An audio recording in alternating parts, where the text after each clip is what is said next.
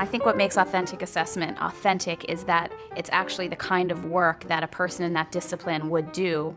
A science authentic assessment would challenge the kids to do the same kind of tasks that a scientist would actually do. We're trying to give work that either mirrors what they might be doing later in life or will prepare them for those kind of tasks, or is simply meaningful to them. In terms of authentic work within the school, it needs to be something that the student really cares about and that the teacher really cares about. So if we want a school where it's just really making real change and really addressing students in their hearts, then we can't have curriculum that is just going through the motions.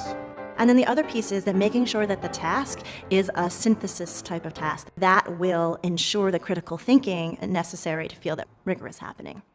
The rationale behind authentic assessment is simple.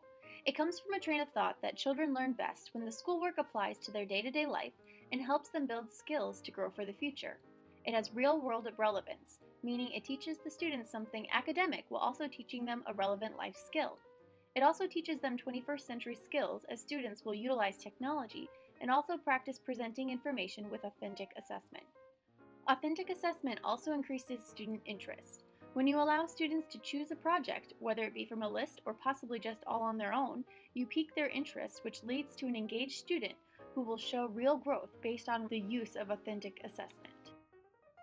As you begin to understand the rationale behind authentic assessment, you will see rubrics coming up over and over again. Rubrics go hand in hand with authentic assessment as they give both students and teachers benchmarks for documenting how they are progressing through a particular project or case study. Rubrics give students a clear display of expectations as they work through an assignment. Another rationale for rubrics in authentic assessment is that they allow the assignment to be objective. You will be able to determine if your student hit all the benchmarks presented and to what level. When deciding to use an authentic assessment, you must also be sure that the assessment is reliable. The assessment must gather consistent evidence of the skill regardless of the varied testing locations. Distractors, both internal, like hunger or anxiety, and external, like ambient noise, could negatively affect the results of the test than if they are tested under different conditions. Another way to determine if the assessment is reliable is if the evaluators are giving similar feedback. Students and teachers alike practice on how to rate works through a select criteria. Through practice, teachers will sharpen their skills in identifying the students' skills in the activities completed in class. As the process continues, the teacher changes the purpose of the assessment with the results to adequately measure what is intended. This will ensure reliability and validity of the assessment. A form of authentic assessment is through performance-based assessments, PBA. PBAs provide students with reality-based situations and, as a result, give students the opportunity to use applicable skills through learning by discovery. Instead of skimming the surface of topics, students go deeper into the content due to their own piqued interest. This kind of assessment is beneficial for CLD students because it provides scaffolding and helps uncover differences in experiences our students have, thus allowing them to show us what they know and what they have learned along the way through the process. The steps may be challenging for the students at first, but with minor help along the way, the students will be able to create meaning for themselves and develop a variety of skills. Improvement over any amount of time or a mastery of set skills. Teachers need to think about what kind of data they want to collect before committing to a portfolio. Next, teachers need to determine how or if they will grade the portfolios. You can use rubrics or checklists to accomplish this.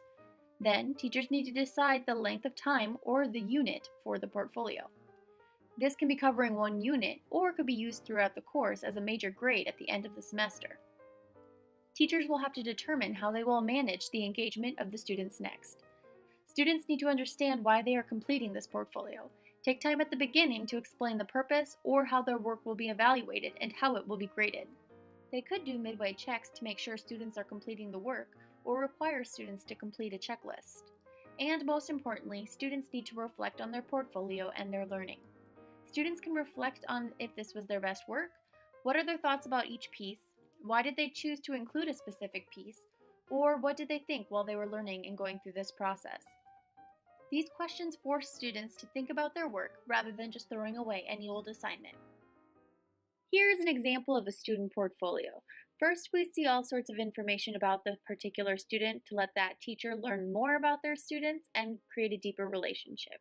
On the portfolio page, we see a number of documents that show their learning and a reflection at the top, including other reflections as well in their website.